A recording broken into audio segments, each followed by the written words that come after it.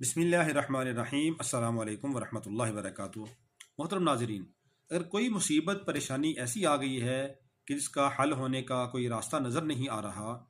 تو چند دن تک آپ لگاتار یہ عمل کریں کہ فجر کی نماز پڑھ کر اشراق تک اللہ کا ذکر کرتے رہیں، درود پاک پڑھتے رہیں، استغفار کرتے رہیں، قرآن پاک کی تلاوت کریں۔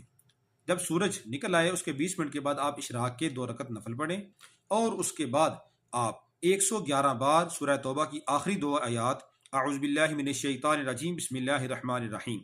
لقد جاءکم رسول من انفسکم عزیز علیہ ما عنتم حریص علیکم بالمؤمنین رؤوف الرحیم فإن تولوا فقل حسبی اللہ لا الہ الا هو علیہ توکلت وهو رب العرش العظیم۔